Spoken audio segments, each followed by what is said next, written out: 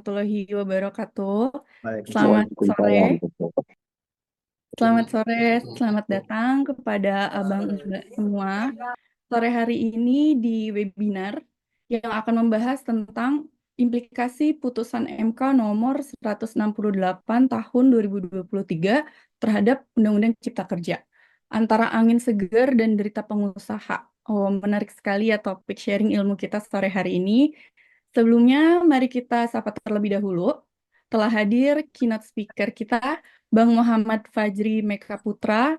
Beliau alumni FHUI tahun 99, MKNUI tahun 2004. Berikutnya pembicara kita, Bang Kemal Syah Siregar.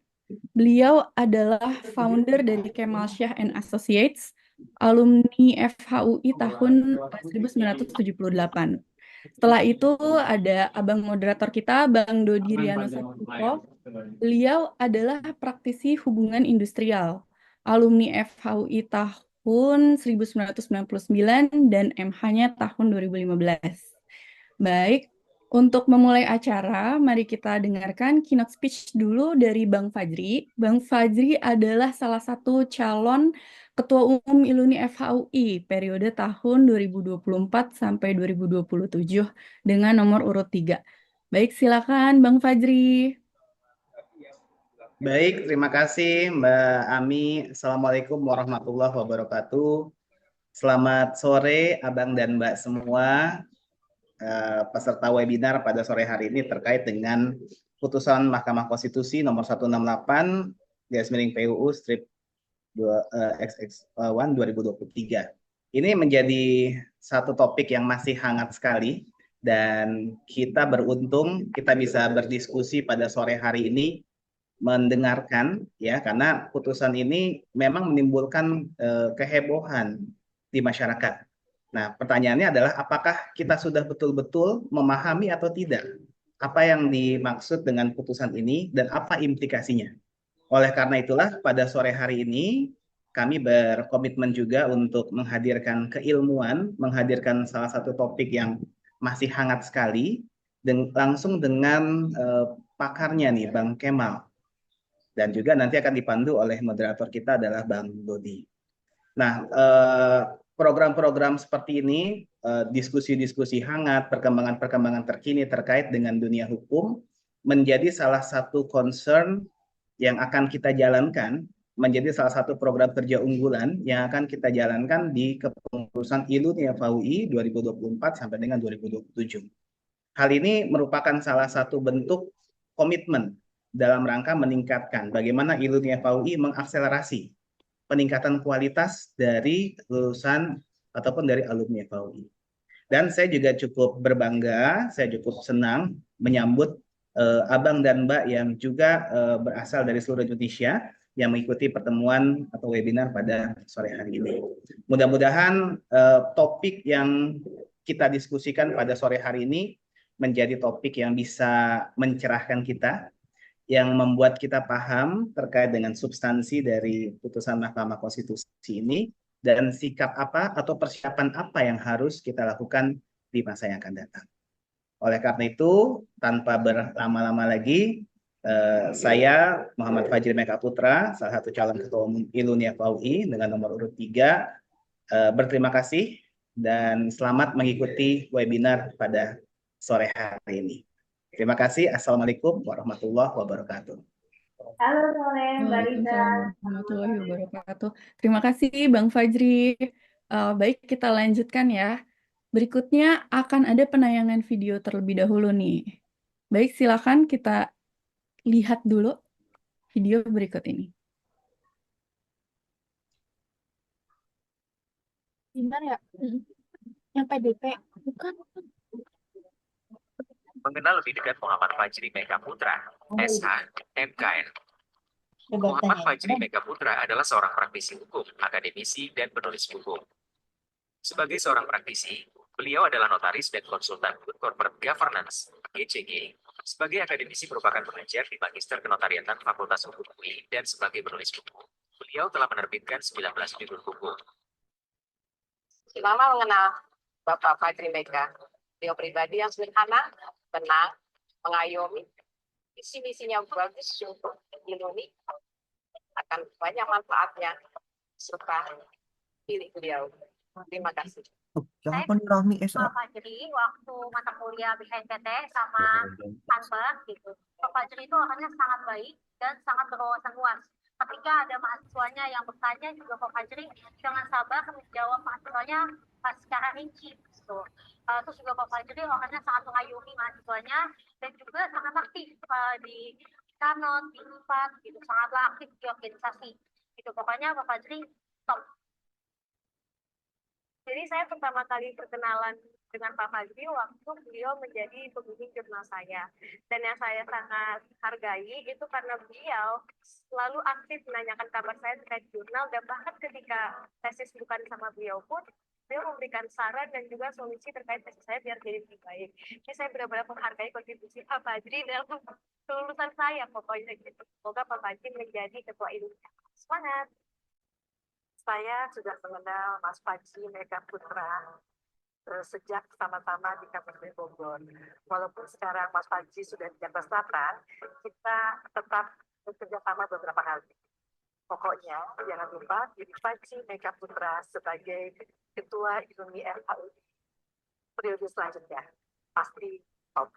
Saya mengenal Bang Fajri, kesehariannya beliau baik, ramah, dan juga aktif. Kami mendukung Bang Fajri untuk ILMI FAU. Bang Fajri, sukses! Halo guys, kita dukung Pak Fajri. Pak Fajri orang yang baik. Beliau senang membantu orang, cocok menjadi pemimpin. Sukses pencalonannya sebagai Ketua ILMI FHUI. Mantap Pak Fajri. Fajri adalah sosok yang peduli dan berintegritas. Mari kita pilih Fajri nomor 3. Halo, saya Dana Asya, MKR 2022 genap. Saya mengajak teman-teman untuk memilih Pak Fajri sebagai Ketua ILMI FAUI. Jangan lupa pilih Pak Fajri nomor 3. Halo, saya Elvina dari MKN 22 Ganjil. Mari pilih Pak Fajri sebagai Ketua ILMI FAUI. Saya di sini mendukung Bang Fajri untuk menjadi Ketua Umum ILMI FAUI berikutnya, karena saya percaya dengan pengalaman Bang Fajri berorganisasi, insya Allah Bang Fajri dapat menjadi pemimpin yang baik. Baik. Baik, Abang dan Mbak semua, sebelum kita memulai melanjutkan acara webinar kita sore hari ini, kita akan melakukan foto bersama terlebih dahulu. Jadi untuk Abang dan Mbak, mohon layarnya dapat dinyalakan videonya agar terlihat mukanya. Kita bisa foto bersama. Silahkan kita foto bersama dulu ya. 1, 2. Baik, untuk Abang dan Mbak yang layarnya belum dinyalakan, mohon dinyalakan sebentar untuk kita foto bersama. 1, 2, 3. 1, 2, 3. Baik, sudah ya. Selanjutnya, acara akan dilanjutkan. Saya akan mempersilahkan kepada Bang Doni untuk melanjutkan acara. Silakan Bang Doni. Terima kasih Mbak Ami Dodi ya. Halo Bang. Baik sedikit Ya. ya. Jelas suaranya Mbak Ami? Jelas-jelas Bang. Baik, terima kasih. Selamat sore. Assalamualaikum warahmatullahi wabarakatuh. Terima kasih atas kehadirannya teman-teman semua, Bapak Ibu semua, rekan-rekan semua.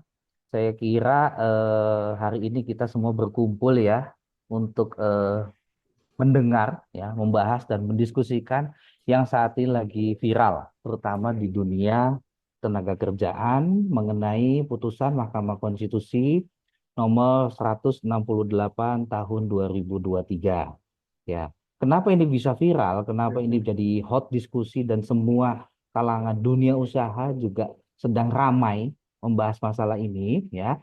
Semenjak diterbitkan tanggal 31 Oktober 2024 yang lalu, ya, baru seminggu kurang lebih, ini telah banyak memberikan kesan, ya, dan banyak hal pendapat, ya. Kenapa? Karena Undang-Undang Cipta Kerja yang sejatinya diundangkan tahun 2020, kemudian lewat Perpu dan kemudian disahkan oleh Undang-Undang tahun 2023 menjadi undang-undang, ya, itu telah dianulir oleh Mahkamah Konstitusi sesuai dengan gugatan dari kawan-kawan serikat pekerja, terutama fokus mengenai hal-hal terkait dengan kesejahteraan pekerja, kepastian hukum, jaminan pekerjaan, dan lain sebagainya.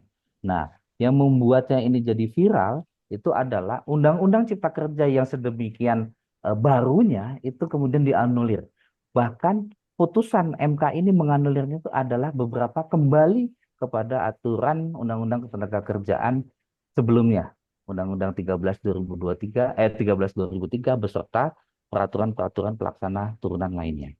Baik, putusan MK sendiri ya, saya akan baca sedikit kilasan putusan MK-nya itu berisikan mengenai 21 amar putusan yang dianulir sesuai dengan permintaan dari gugatan serikat pekerja. Dan ini adalah eh, eh, gugatan yang dikumpulkan hanya sebagian. Jadi 21 ini hanya sebagian. Banyak hal ya, banyak hal tentang terkait kesejahteraan pekerja, jaminan pekerjaan, kepastian hukum, ya, kemudian kelangsungan bekerja, serta kesempatan untuk mendapatkan penghidupan yang layak. Wah, luar biasa. Baik, kiranya pembicara utama kita, Abang Kemal Syah Siregar sudah hadir. Selamat datang, Bang Kemal ya. Insya Allah dalam waktu 1,5 jam ke depan, saya, Dodi Rianto Saputro, akan memandu diskusi kita hari ini bersama dengan teman-teman. Izin saya membacakan sedikit resum dari biografi abang kita. Saya mohon maaf, saya memanggilnya Abang Kemal karena memang senior saya dari Fakultas Hukum UI. Beliau angkatan 1978. Kurang lebih setelah beliau kuliah 20 tahun berikutnya saya kuliah. Ya, saya angkatan 99. Dari tahun 86 sampai 97 Abang Kemal ini bekerja sebagai advokat di kantor hukum Makarim Entaira. Kemudian dilanjutkan hingga tahun 2026 ya, mempunyai kantor sendiri Kemal Shah Sembi and Afriline ya. Sedangkan dari tahun 2006 sampai dengan hari ini ya masih memimpin kantor hukum Kemal Shah dan Asosiat. Bang Kemal terjun di dunia ketenagakerjaan, aktif terlibat dalam perselisihan hubungan industrial, termasuk saat pemerintah dari tahun 98 sampai tahun 2000 ya, masa-masa krisis moneter, itu melakukan penutupan 55 bank di mana kurang lebih ada 60.000 pekerja kita yang di PHK saat itu. Nah, selain aktif sebagai advokat, Bang Kemal juga banyak memberikan pelatihan, banyak juga memberikan kuliah umum, beberapa kali saya ikut Bang, dan banyak beberapa kali terlibat dalam beberapa diskusi skala nasional dengan banyak perusahaan. Baik, tanpa berpanjang lebar, sekiranya itu yang saya sampaikan mengenai biografi Bang Kemal. Selamat datang Bang Kemal.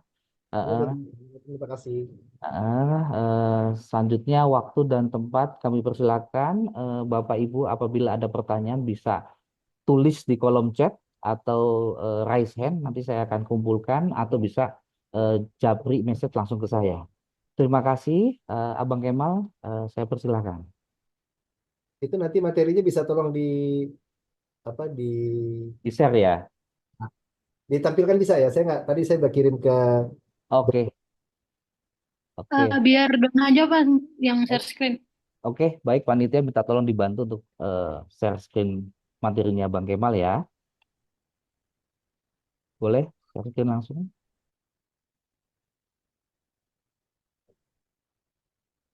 Oke. Assalamualaikum warahmatullahi wabarakatuh. Waalaikumsalam warahmatullahi wabarakatuh. Ini kan putusan MK begitu. Putusan MK begitu muncul heboh gitu ya. Padahal buat saya gini nih, kita nih heboh. Pertanyaannya kita udah baca, ya kan satu. Udah baca, kemudian kita udah paham, gitu ya. Karena gegap gempitanya itu saya lihat nih hanya untuk saling mengirimkan salinan putusan tersebut. Gitu. Saya sendiri membaca seluruh putusan tersebut ya, yang hampir 700 halaman itu tuh butuh waktu 3 hari. Ya. Karena kalau saya baca itu, saya baca betul-betul, saya coba pahami dari apa yang dimohon oleh pemohon itu, yang kebiasaan kita kan kalau menulis itu bertele-tele gitu ya. Sebenarnya hampir 700 itu bisa disingkat. Dan MK juga dalam memberikan pertimbangannya menurut saya tuh nggak efisien gitu ya, bolak-balik diulang gitu. Nah, jadi yang pertama pesan saya nggak usah heboh, santai aja. Kedua, apa yang sebenarnya dimuat di dalam putusan MK tersebut? Kalau pola saya mempelajari suatu putusan itu adalah amarnya saya baca duluan, baru kemudian saya masuk ke bagian pertimbangan. Nah, bagian pertimbangan itu mulai dari halaman 550. Bayangin untuk pembahasannya aja dari halaman 1 sampai halaman 549 halaman. Ya kan? Membosankan memang, tapi dari pembahasan itu kita bisa mengetahui mengapa apa alasan-alasan diajukannya permohonan uji material tersebut oleh pemohon. Nah, yang saya mau sampaikan di sini mengingat waktu juga adalah bagaimana kita memahami adanya 21 butir amar putusan Mahkamah Konstitusi nomor 168 tahun 2023 tersebut. Oke, silakan Dona. Bisa di full screen, Mbak Dona? Ini belum full screen ya, Pak? Belum. Jadi aku udah full screen sebentar. Bisa ke lembar berikut. Halaman 2 aja, langsung halaman 2. Belum berjalan ya? Oh, Belum. belum. Udah ketemu sebentar. Coba.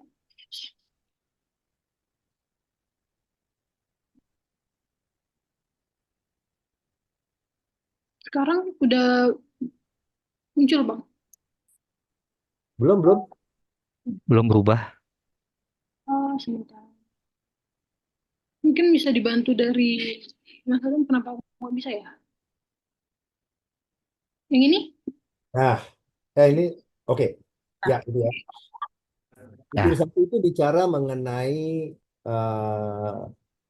apa namanya persoal uji material, bahwa katanya kalau dulu itu ada yang namanya IMTA, izin mempekerjakan tenaga asing, sekarang Masalah HGB-nya gitu sih. cukup dengan yang namanya RPTK.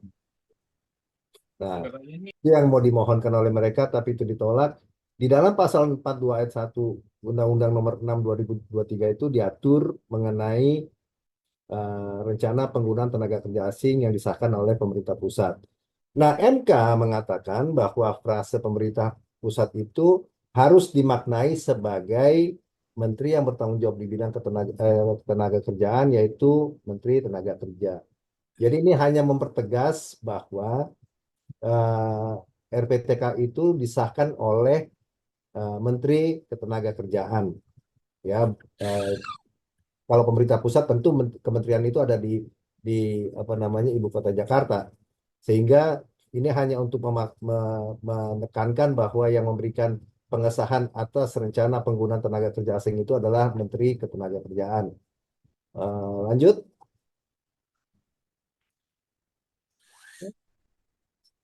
Sebentar, ada catatan saya tuh.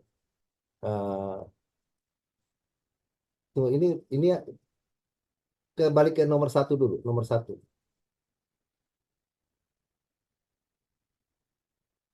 Oke, jadi ini catatan saya bahwa amar putusan ini hanya mengubah yang tertulis tadinya pemerintah pusat menjadi Menteri Tenaga Kerja. Ini kritik saya nih pada MK.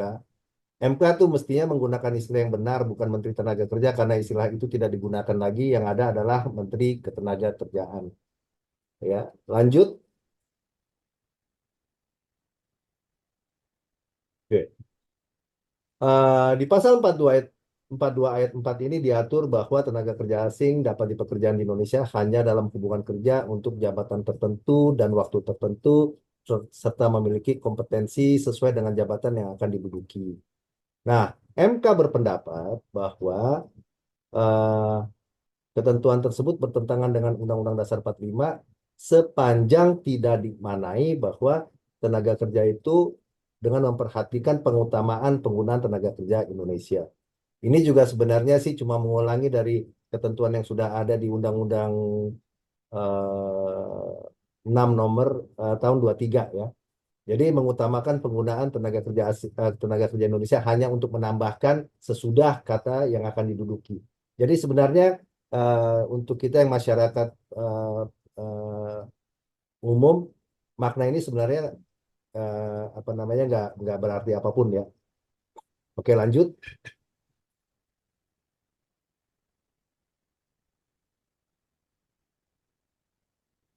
Lanjut ya.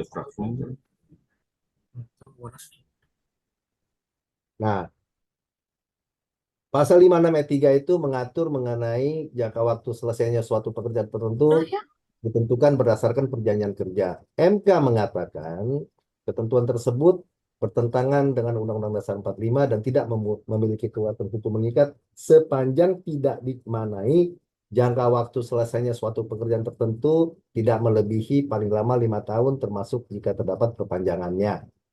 Ini antara undang-undang dan putusan MK. Slide selanjutnya, nah ini catatan saya, ini hanya menambahkan pencantuman jangka waktu PKWT itu adalah paling lama 5 tahun. Tidak ada hal yang baru mengenai masalah jangka waktu ini, karena pun pasal 6 dan pasal 8 ayat 2 PP nomor 3521 telah mengatur bahwa jangka waktu PKWT beserta perpanjangannya itu memang paling lama 5 tahun. Ya, kalau mungkin teman-teman pernah memperhatikan dari mana angka 5 tahun ini datangnya. Berdasarkan pasal 59 Undang-Undang 13/2003 diatur bahwa PKWT itu paling lama 2 tahun dan dapat diperpanjang paling lama 1 tahun atau dapat diperbaharui paling lama 2 tahun. Artinya PKWT hanya dapat diperpanjang atau diperbaharui. Nah, dalam prakteknya yang terjadi adalah pengguna PKWT ini mempekerjakan pekerjaannya 2 tahun, kemudian diperpanjang 1 tahun, kemudian diperbarui 2 tahun. Sehingga totalnya menjadi 5. Dugaan saya, karena pemerintah tidak mampu untuk mengawasi penerapan ketentuan 212 itu dengan benar, maka daripada pusing mereka bikinlah kemudian lanjutkan aja 5 tahun, sehingga dengan adanya ketentuan 5 tahun itu tidak ada lagi bahwa PKWT yang pertama itu maksimal 2 tahun, dapat diperpanjang setahun, dan diperbarui 2 tahun. Langsung bisa digunakan untuk waktu 5 tahun, atau mau dibuat setahun, total 5 tahun. Ya. Oke, lanjut. Pasal 4, ini hanya sangat semantik ya, bahwa berdasarkan pasal 57 ayat 1 itu diatur PKWT dibuat tertulis serta harus menggunakan secara bahasa Indonesia dan huruf Latin. Nah, MK mengatakan ketentuan itu harus dimaknai bahwa PKWT harus dibuat secara tertulis dengan menggunakan bahasa Indonesia dan huruf Latin. Ya sama aja sebenarnya gitu. Sehingga saya pikir kadang-kadang nih MK nih bikin permohonan ini dapat diterima segala macam ini kayak kasih hiburan dan apa namanya kebahagiaan padahal semu. Oke, lanjut. Nah, ini yang saya katakan hanya mengubah kata-kata dibuat tertulis serta harus selanjutnya menjadi harus dibuat secara tertulis dengan bahasa Indonesia dan selanjutnya. Oke, lanjut.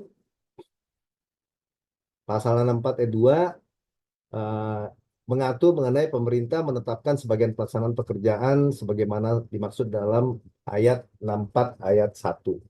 MK dalam putusan ini berpendapat bahwa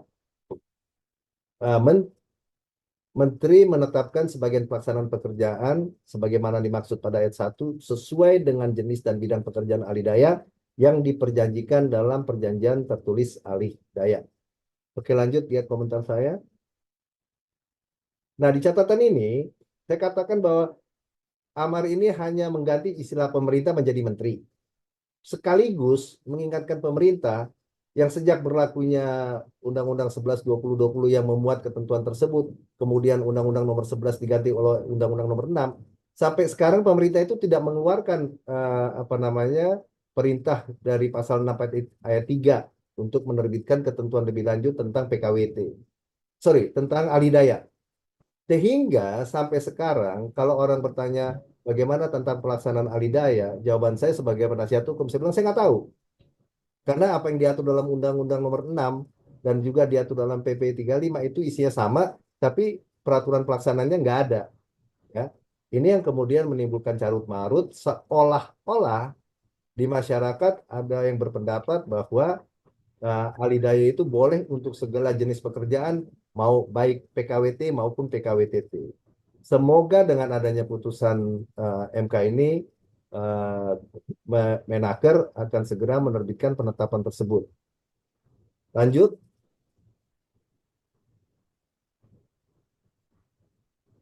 Ini juga istirahat mingguan 1 hari untuk 6 hari kerja dalam 1 minggu. MK mengatakan itu bertentangan dan apa namanya tidak memiliki makna mencakup frasa atau 2 hari untuk 5 hari kerja dalam 1 minggu. Lanjut. Nah, putusan ini tuh hanya saya tekankan melengkapi ketentuan mengenai waktu istirahat 2 hari istirahat untuk 5 hari kerja dalam 1 minggu yang lalai dimuat dalam Undang-Undang Pasal 79 ayat 2. Kalau kita semua tahu, kecuali untuk daerah tertentu ya yang bisa bekerja dengan apa namanya roster waktu yang berbeda, pengusaha itu dapat mempekerjakan pekerjanya itu dalam pola 5 hari seminggu, 8 jam sehari, dan 2 hari 40 jam seminggu, atau 6 hari seminggu, 7 jam sehari, dan 40 jam seminggu. Sehingga kalau orang bekerja 5 hari seminggu dan 8 jam sehari, dia berhak atas 2 hari istirahat. Dan kalau dia bekerja 6 hari seminggu, 7 jam sehari, dia berhak atas 1 hari istirahat. Ketentuan mengenai 2 hari istirahat untuk 5 hari kerja dalam 1 minggu ini yang nggak tercantum dalam pasal 79 ayat 2, namun sebenarnya sudah dimuat di dalam PP 35. Tapi karena undang-undangnya belum memuat, sementara peraturan pelaksanaannya sudah memuat, maka MK melengkapi untuk mencantumkan tentang 2 hari istirahat untuk 5 hari kerja ini di dalam putusannya tersebut. Lanjut.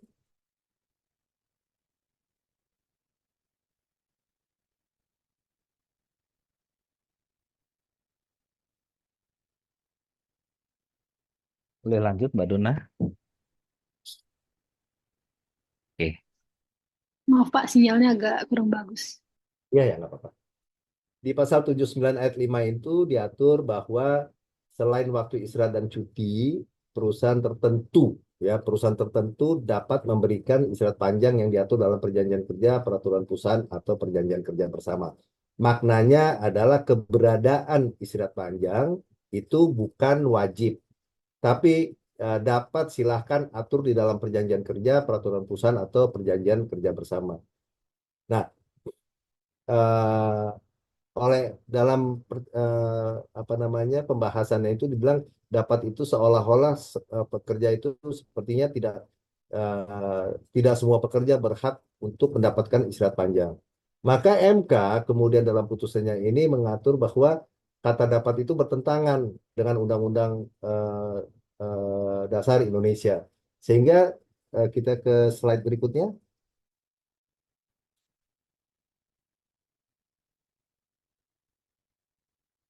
Nah, sehingga kata dapat itu dihapus.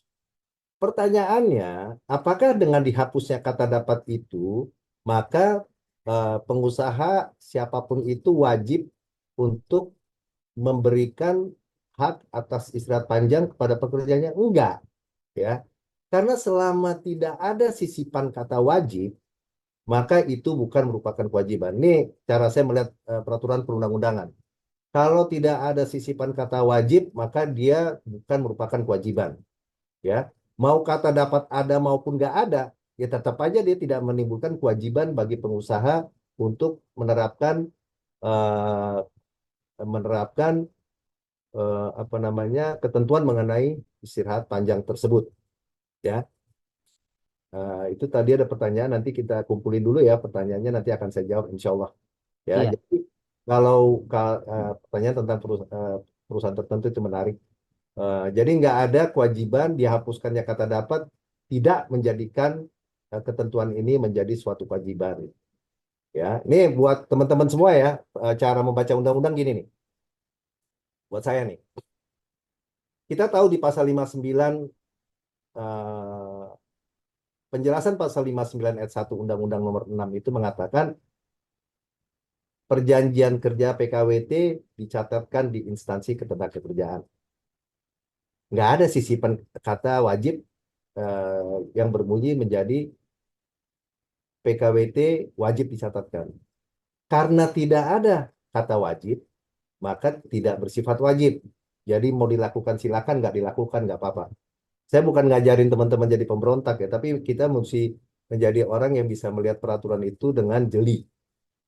Nah, contohnya di pasal 40 ayat 1, dalam hal terjadi PHK, pengusaha wajib membayar uang pesangon, uang penghargaan masa kerja, dan penggantian hak. Nah, itu nggak ada pilihan. Ya. Jadi intinya, tanpa adanya kata wajib, itu pilihan mau melakukan atau tidak. Ya.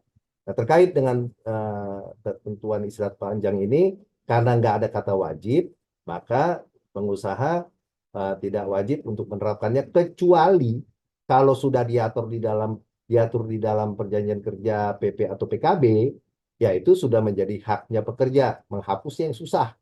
Ya. Tapi kalau ada yang belum mengatur dan nggak mau mengatur, nggak apa-apa. Ya. Oke, lanjut. Nah, ini setiap pekerja berhak atas penghidupan yang layak bagi kemanusiaan. Menurut MK, ketentuan ini tidak bertentangan dengan Undang-Undang Dasar dan tidak memiliki kekuatan hukum mengikat sepanjang tidak dimaknai, termasuk penghasilan yang memenuhi penghidupan yang merupakan segala macam, itulah yang panjang itu gitu ya. Nah, persoalannya bagaimana ini nanti kalau dibilang apakah mereka berhak? Oh ya, tentu mereka berhak atas kehidupan dan kesejahteraan baik. Tapi persoalannya bagaimana ini akan diwujudkan dalam kegiatan sehari-hari khususnya buat perusahaan. Apakah kemudian tiba-tiba gaji pekerjanya akan menjadi melonjak tinggi akibat upahnya itu harus mampu memenuhi kebutuhan hidup pekerja secara wajar ya. Ini secara wajar juga menjadi sangat subjektif bagaimana mengukurnya gitu loh. Meliputi makanan dan minuman, ya. Sandang, ya. Perumahan, oke. Pendidikan, oke. Kesehatan. Nah, rekreasi. Rekreasi ini tolok ukurnya apa? Gitu ya. Kalau jaminan hari tua, itu kita sudah ada, tentu teman-teman semua tahu, adanya jaminan hari tua dari BPJS Ketenagakerjaan, ada jaminan pensiun berdasarkan PP nomor 45 tahun 2015 ya. Nah, ini yang kalau nanti dalam konteks kesehariannya apakah ini memberikan seolah-olah peluang kepada pekerja dan SP untuk memperjuangkan agar terjadi kenaikan upah mereka yang besar agar mampu uh, memenuhi kebutuhan mereka atas hal-hal yang tercantum dalam putusan MK ini. Lanjut. Ini yang saya katakan ini perintah, bukan bukan perintah ya. Putusan MA untuk ditambahkan dalam undang-undang yang akan dibuat. Lanjut. Nah, ini MK mengatur bahwa memutuskan bahwa apa yang ada dalam pasal 88 ayat 2 itu tidak memiliki kekuatan dan bertentangan dengan Undang-Undang Dasar 45 apabila tidak dimaknai dengan melibatkan Dewan Pengupahan daerah yang di dalamnya terdapat unsur Pemda dalam perumusan kebijakan. Sama aja nggak masuk. Jadi bahan bagi pemerintah pusat untuk melakukan kebijakan pengupahan. Jadi MK hanya menambahkan aja bahwa sesudah kata bagi kemanusiaan itu ditambahkan dengan melibatkan Dewan Pengupahan, ya.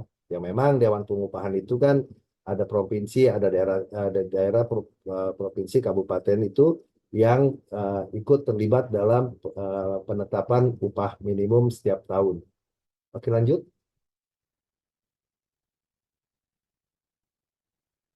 Ya, lanjut lagi. Nah, struktur dan skala upah. Jadi Apa? MK menyatakan bahwa di dalam ketentuan struktur dan skala upah itu adalah ditambahkan kata-kata yang proporsional.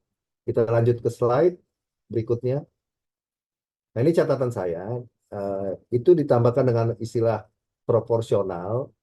Yang menarik untuk diperhatikan ialah siapa yang berhak untuk mengartikan istilah proporsional apabila timbul perselisihan antara pengusaha dan pekerja SP mengenai struktur dan skala upah yang menurut pengusaha telah dibuat secara proporsional tetapi pekerja SP berpendapat lain.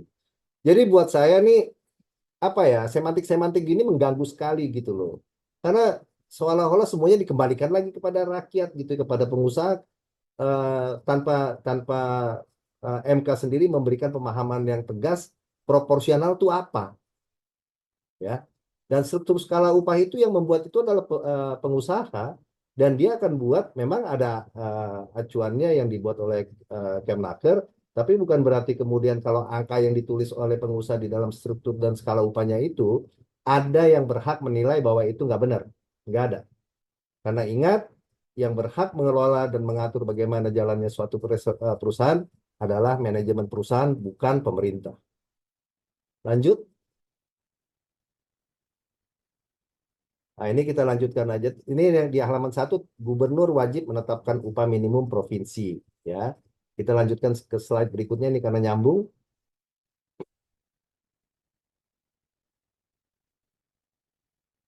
Oke, ini lanjut lagi. Nah, menurut MK, yang di atas itu tidak bertentangan dan tidak mengikat sepanjang tidak dimaknai, termasuk gubernur wajib menetapkan upah minimum sektoral pada wilayah provinsi dan dapat untuk kabupaten kota. Nah, di dalam Undang-Undang Cipta Kerja di Undang-Undang 11 2020 yang kemudian diganti oleh Undang-Undang Nomor 6 2023, ketentuan mengenai upah minimum sektoral itu ditiadakan. Dengan adanya ketentuan ini, maka hidup kembali adanya, kita tahu ada upah minimum provinsi, ada upah minimum sektoral, bisa provinsi juga. Nah, ini yang membuat kalau teman-teman ada yang di perusahaan yang industrinya masuk dalam sektoral itu akan mengalami, saya nggak bilang masalah, tapi dinamika ya. Dinamika yang menarik bagaimana nanti untuk menentukan besaran dari upah minimum sektoralnya tersebut.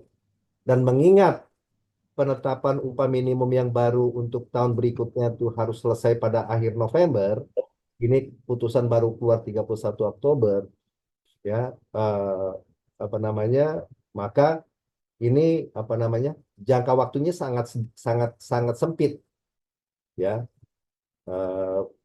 Dan menarik nanti melihat dinamikanya bagaimana mereka yang apa namanya membahas mengenai upah minimum di masing-masing daerah itu akan berdebat tentang besaran upah minimum sektoral.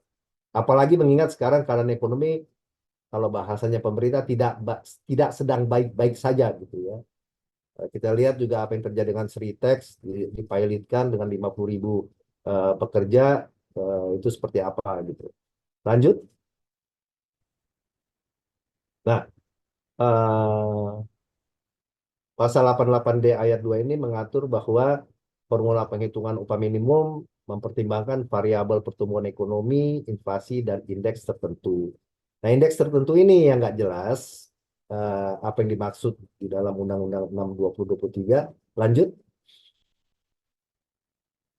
Nah, oleh MK dikatakan bahwa indeks tertentu tersebut tidak memiliki kekuatan hukum mengikat sepanjang tidak dimaknai bahwa indeks tertentu itu merupakan variabel yang mewakili kontribusi tenaga kerja terhadap pertumbuhan ekonomi provinsi atau kabupaten kota dengan memperhatikan kepentingan perusahaan dan pekerja serta prinsip proporsionalitas untuk memenuhi kebutuhan hidup layak bagi pekerja buruh.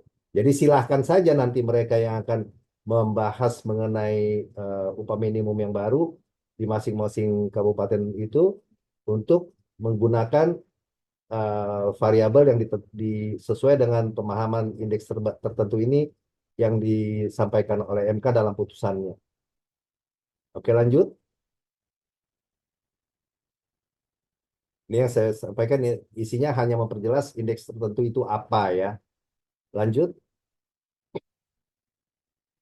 Nah, ini juga dalam keadaan tertentu pemerintah dapat menetapkan formula penghitungan upah minimum yang berbeda dengan formula penghitungan upah minimum sebagaimana dimaksud dalam pasal 88D ayat 2 Undang-Undang Nomor 6 Tahun 2023. Oke, kita lanjutkan.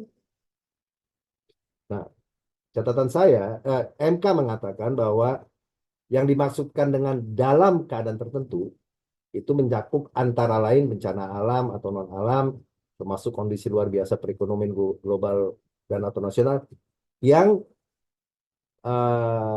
penetapan keadaan tertentu itu ditetapkan oleh Presiden sesuai ketentuan perundang-undangan. Di dalam pembahasan yang tercantum dalam putusan MK itu disebutkan contohnya COVID, di mana Presiden menetapkan bahwa itu adalah suatu keadaan tertentu. Ya, lanjut. Nah, ini pendapat saya putusan ini hanya memberikan beberapa contoh karena kalau dibilang keadaan tertentu itu kalau mau dibuat batasannya sampai mana nggak ada yang sanggup karena itu sangat berbeda-beda. Nah, jadi yang tadi saya katakan penegasan mengenai suatu keadaan tertentu itu adalah berdasarkan penetapan Presiden.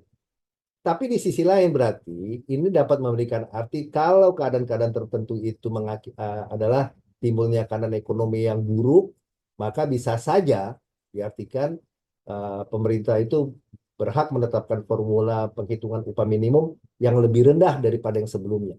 Ya, karena kalau keadaan ekonomi sangat sulit, upahnya tetap tinggi, kita udah bisa membayangkan apa yang akan terjadi. Lanjut. Ini menarik ya. Diatur bahwa upah di atas upah minimum ditetapkan berdasarkan kesepakatan antara pengusaha dan pekerja buruh di perusahaan. Jadi kita tahu bahwa upah minimum itu berlaku bagi pekerja dengan masa kerja kurang dari 1 tahun. Ini aturan normatifnya. Kemudian upah bagi pekerja dengan masa kerja 1 tahun ditetapkan berdasarkan kesepakatan antara pengusaha dan pekerja. Tadi saya sudah sampaikan di awal mengenai apakah ini merupakan suatu kewajiban. Ya, kalau ini wajib, maka bahasanya itu adalah upah di atas minimum wajib ditetapkan berdasarkan kesepakatan. Kata wajibnya nggak ada, jadi silakan saja mau berdasarkan kesepakatan atau tidak. Ya, kalau kita yang bekerja di perusahaan, kita tahu kamu apa namanya kinerjanya bagus, jadi tahun 2025 kamu naik upahnya 7%. Wah, terima kasih Pak. Pasti jawabannya gitu. Nggak ada yang bilang, oh saya nggak sepakat Pak. Kita mesti berunding dulu berapa kesepakatan kenaikan saya gitu. Nggak pernah terjadi. Saya selama 11 tahun bekerja di Makarim juga dibilang naiknya sekian sekian sekian. Ya terima kasih gitu ya, nggak pakai bilang bahwa saya ingin merundingkan besaran kenaikan gaji saya. Nah, MK mengatakan bahwa ditambahkanlah yang tadinya kesepakatan antara pengusaha dan pekerja menjadi antara pengusaha dan pekerja atau SP. Ya. Ini SP jangan berpikir bahwa dengan adanya keadaan ini maka ujuk-ujuk tuh mereka bisa bilang, Pak Dodi, Bapak sebagai direktur kami ingin berunding mengenai kesepakatan mengenai kenaikan upah bagi pekerja dengan masa kerja 1 tahun atau lebih. Nggak ada ceritanya. Selama tidak ada kesepakatan melakukan perundingan peninjauan upah di perusahaan itu, dan itu kalau misalnya ada SP diatur di dalam perjanjian kerja bersama atau PKB, tidak ada kewajiban pengusaha untuk melakukan perundingan terkait dengan peninjauan upah bagi pekerja dengan masa kerja 1 tahun atau lebih. Ya, jadi ingat, selama tidak ada sisipan kata wajib, artinya tidak wajib. Ya. Lanjut. Nah, ini yang saya sampaikan tadi ya. Jadi kita boleh apa namanya tambahan aja bahwa kewajiban pengusaha itu adalah membayar upah minimum. Maaf, sampai 2 kali ketulis kata upah. Pertanyaannya, boleh nggak perusahaan membayar upah pekerja selama bertahun-tahun hanya dengan upah minimum. Ya, itu prinsipnya dilarang membayar upah lebih rendah dari upah minimum. Jadi selama upahnya masih upah minimum, walaupun masa kerjanya 10 tahun, silakan aja. Apalagi banyak perusahaan yang memang keadaan bisnisnya nggak begitu bagus, dia membayar lebih dari membayar upah minimum saja sudah sulit, apalagi kalau harus membayar di atas upah minimum. Nah, eh, bagi mereka upah minimum pun tidak apa-apa. Yang penting saya kerja. Karena People leaving the aircraft, please take all your personal belongings in the seat and seat pocket so there is nothing is left behind. On behalf of particular Captain Oke, ya, jadi ingat ya, kewajiban pengusaha itu membayar upah tidak boleh lebih rendah dari upah minimum, sehingga kalau membayar upah pekerja yang masa kerjanya sudah lebih dari 1 tahun, tetap upah minimum itu tidak melanggar hukum. Kalau kita bicara kepantasan, itu menjadi subjektif, ya. Oke, lanjut. Nah, ini pasal 92 ayat 1 itu kan mengatur mengenai kewajiban menyusun struktur skala upah dengan memperhatikan kemampuan perusahaan dan produktivitas. Ya, ini kemudian digabung oleh MK, ada ketentuannya bahwa selain memperhatikan kemampuan perusahaan dan produktivitas, juga memperhatikan golongan, jabatan, masa kerja, pendidikan, dan kompetensi. Nah, yang mengganggu sebenarnya masa kerja. Ya, kenapa? Jadi seolah-olah masa kerja itu mempunyai nilai rupiah. Kalau orang yang masa kerjanya 10 tahun, tentu nilainya lebih besar daripada yang 5 tahun. Belum tentu. Karena harusnya orientasinya itu adalah produktivitas. Ya, produktivitas siapa? Si pekerja. Semakin dia produktif, maka dia layak mendapat lebih besar daripada orang yang kerjanya hanya begitu-begitu aja, setiap hari standar aja, nggak ada kelebihannya. Kenapa kemudian itu semua masa kerja harus dihitung di situ? Oke, lanjut.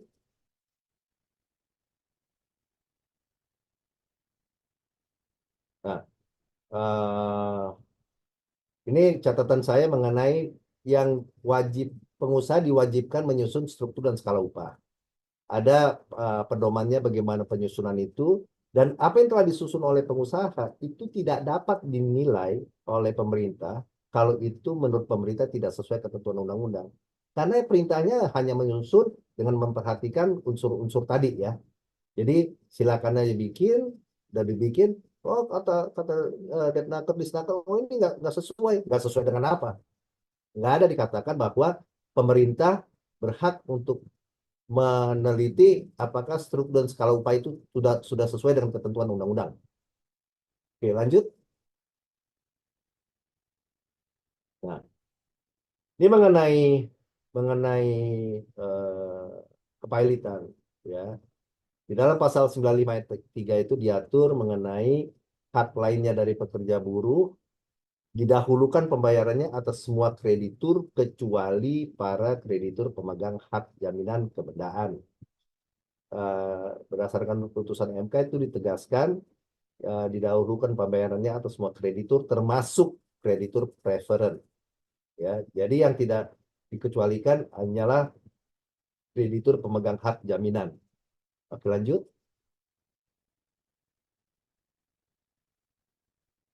Nah, yang nggak ditegaskan oleh MK, saya nggak tahu juga kenapa MK jadi malu-malu kucing kayak begini ya. Mestinya dia tulis aja, hak lainnya itu adalah uh, hak yang timbul akibat pengakhiran hubungan kerja.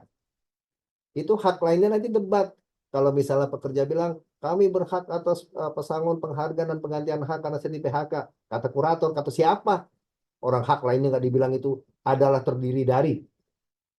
Nah, ini yang buat saya bisa menjadi bom waktu karena jadi bertengkar lagi gitu ya. Kalau cuma menambahkan tadi apa di kreditur preferen nggak begitu bermakna lah, tapi haknya lainnya itu apa gitu. Ya, tidak ada penegasan mengenai hal tersebut. Lanjut. Nah, ini mengenai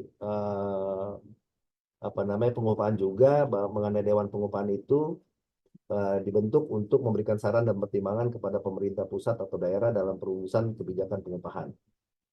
Lanjut, ya. Itu MK cuma semantik lagi. Yang berpartisipasi secara aktif. Aduh, dalam hati saya. Memang selama ini berarti enggak dong, gitu ya. Lanjut. Nah, ini yang catatan saya, tambahan itu hanya semantik karena memang sudah seharusnya mereka tahu dong kalau mereka jadi Dewan Pengupahan tuh eh, betul-betul bertindak yang sesuai dengan tujuan dibentuknya Dewan Pengupahan. Lanjut. Ini yang menarik nih. Ini heboh bener gitu ya. Saya bilang tuh nggak ada heboh-hebohnya apa sih? Gitu. Ini bicara tentang PHK. Ini kalimatnya kita udah baca.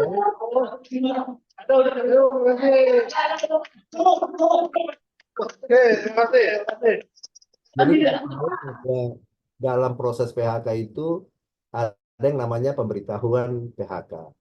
Itu diatur pasal 37 ayat 3 PP 35. Ya. Pengusaha memberikan apa namanya? Pengusaha dalam hal melakukan PHK, pengusaha memberitahukan PHK tersebut kepada pekerja paling lama 14 hari kerja sebelum tanggal PHK. Ya. Jadi yang diberitahukan pengusaha kepada pekerja itu adalah keputusan pengusaha akan melakukan PHK. Bukan pemberitahuan itu berarti PHK telah terjadi. Ini yang perlu ditegaskan kenapa banyak orang berpikir kalau sudah mengeluarkan PHK berarti PHK telah terjadi. Enggak, ya. Itu salah. Karena apa? Kalau kita lihat di dalam pasal 61 ayat 1C itu dikatakan perjanjian kerja berakhir apabila telah ada putusan PHI yang telah berkekuatan hukum tetap.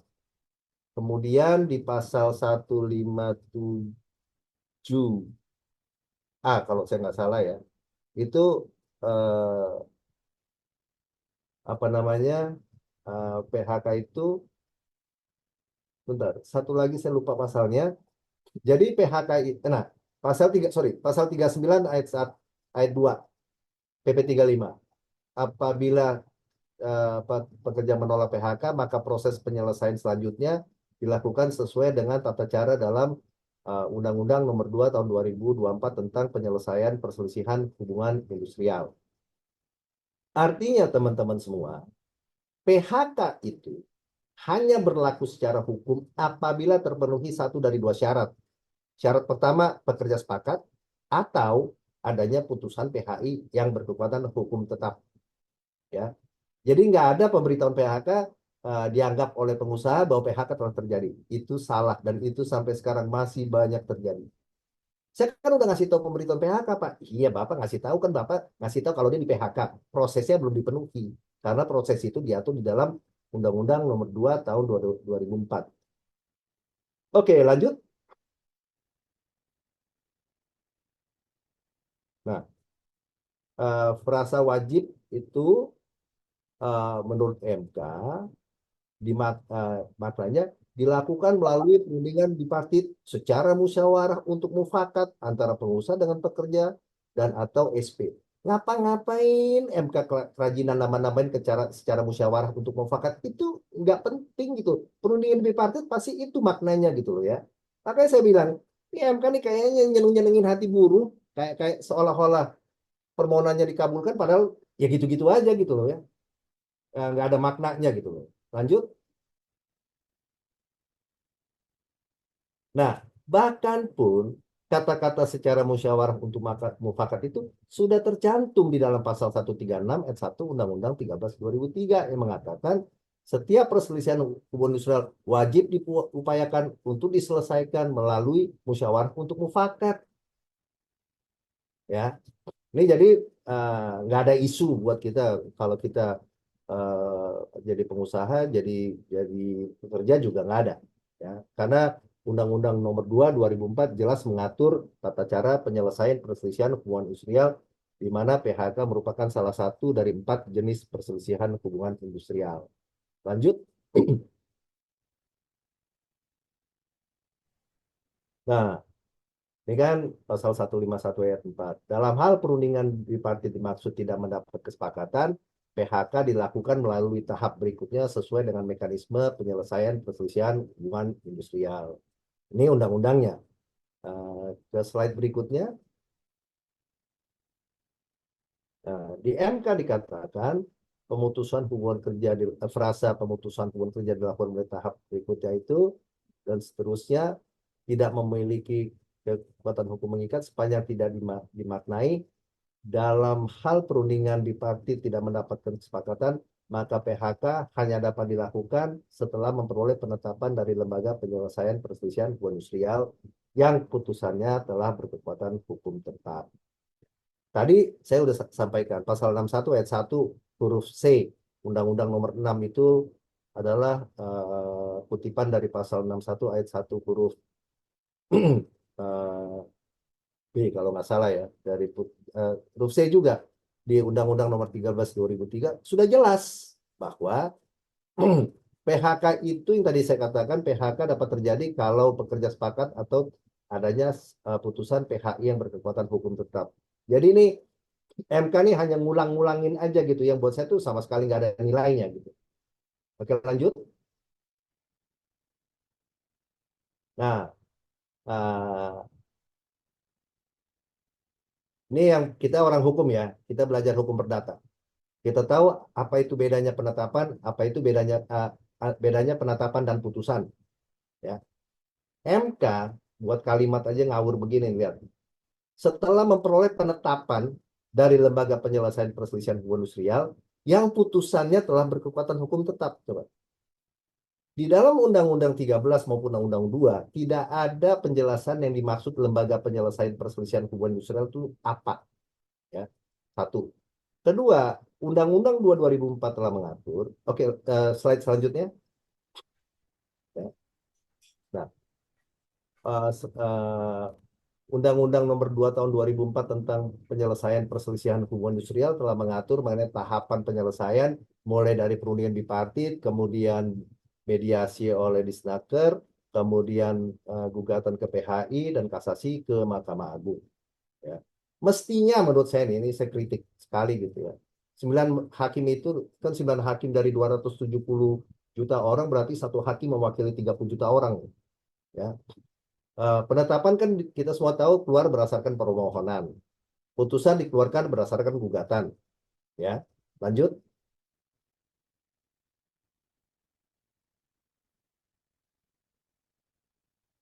Lanjut lagi.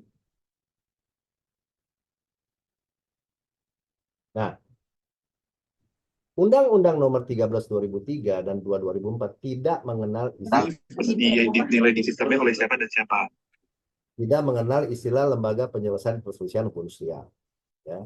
Tidak ada definisinya. Pasal 81 Undang-Undang 2 2004 mengatur hak mengajukan gugatan ke hubungan industrial ke PHI. Hasil dari proses gugatan di PHI, karena itu gugatan, pastilah putusan. Hasil dari proses kasasi ke Mahkamah Agung, hasilnya pun pastilah adalah putusan. Jadi kebayangkan MK bilang adanya penetapan ini yang putusannya. Ya. Mungkin mereka udah kecapean kali ngebaca dokumen sampai 700 halaman begitu sampai luput gitu ya. Nah, itu pun kalimatnya bisa disederhanakan yang menurut saya cukup setelah memperoleh putusan PHI yang telah berkekuatan hukum tetap, nggak usah berputar-putar kayak begitu makin tidak jelas. Lanjut. Nah, pelaksanaan di pasal 157A diatur tentang kewajiban untuk tetap menjalankan kewajiban masing-masing. Dalam proses PHK, kewajiban pekerja adalah bekerja dengan hak menerima upah. Kewajiban pengusaha membayar upah dan hak memerintahkan pekerja tetap bekerja. Jadi yang dimaksud dengan kewajiban di sini adalah ya kewajiban pengusaha membayar upah dengan hak memerintahkan pekerja bekerja. Di sisi pekerja kewajibannya untuk bekerja dengan hak untuk menerima upah dan hak-hak lainnya. Ya. Nah, dilakukan sampai dengan selesainya proses penyelesaian PHI sesuai tingkatannya. Tadi saya katakan tingkatannya itu dari bipartit, mediasi, PHI sampai MA. Jadi kalau proses PHK-nya selesai di bipartit, sampai situlah upahnya dibayar. Kalau ternyata lanjut ke mediasi dan selesai di mediasi, upahnya sampai mediasi. Tapi kalau lanjut lagi ke PHI, upahnya dibayar hingga PHI kecuali ada kasasi. Ya, kalau kasasi sampai adanya putusan Mahkamah Agung yang diumumkan di website Mahkamah Agung.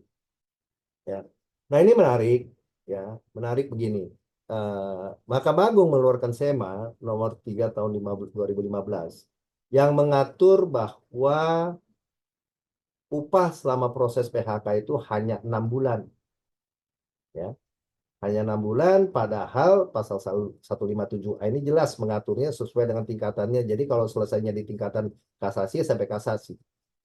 Jadi kita bisa lihat Mahkamah Agung sebagai lembaga peradilan tertinggi itu mengabaikan bahkan melanggar undang-undang dengan menerbitkan SEMA yang mengatur upah proses itu hanya 6 bulan. Dan saya sudah kirim surat kepada Ketua Mahkamah Agung yang kemarin diganti bahwa SEMA itu salah, tapi mereka tidak bergeming gitu ya. Lanjut. Nah, ini juga MK tuh iseng banget ya dibuat kalimat pengganti itu sampai berakhirnya proses penyelesaian perselisihan hubungan industrial yang berkekuatan hukum tetap sesuai dengan ketentuan dalam Undang-Undang PPHI. Ya. Nah ini yang sebenarnya nggak perlu juga. Di atas itu udah jelas gitu ya. Tapi mungkin untuk menyenangkan hati pemohon maka dibuatlah seperti ini. Lanjut.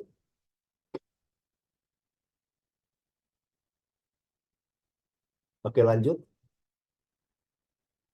Nah, uang pesangon ya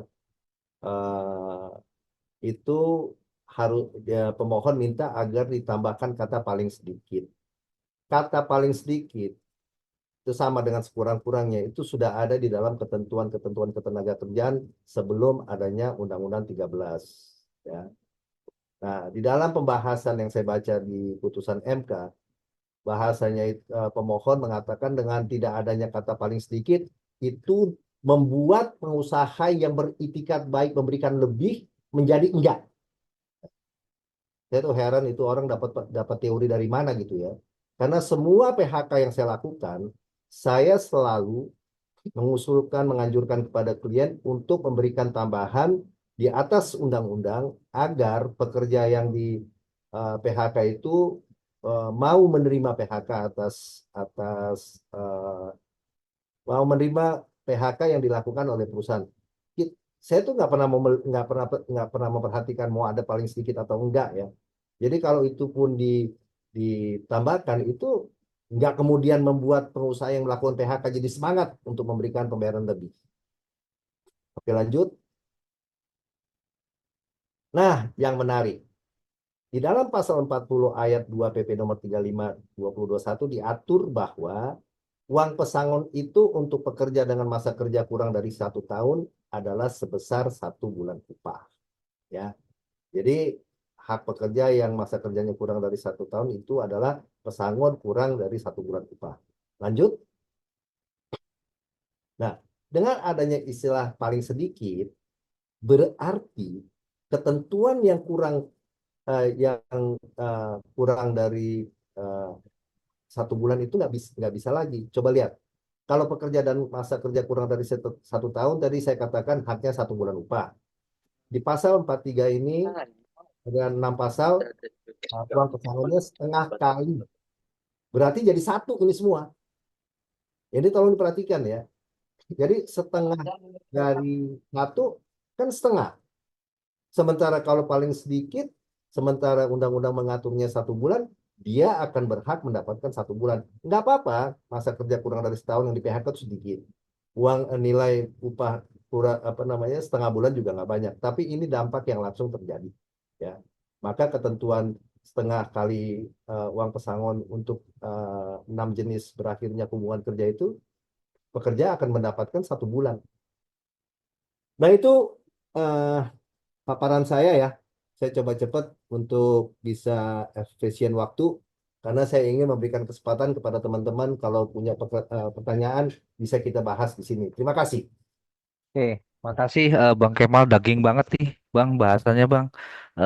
Bahasa putusan hukum tapi kemudian kita kaji secara analisa hukum ditambah prakteknya. Ini luar biasa. Sudah masuk banyak pertanyaan, Bang. Kebetulan yang hadir tercatat 168 orang ya. Itu ya, sudah ini berasal dari berbagai kalangan nih. Bukan hanya advokat, Bang, yang hadir pada sore hari ini.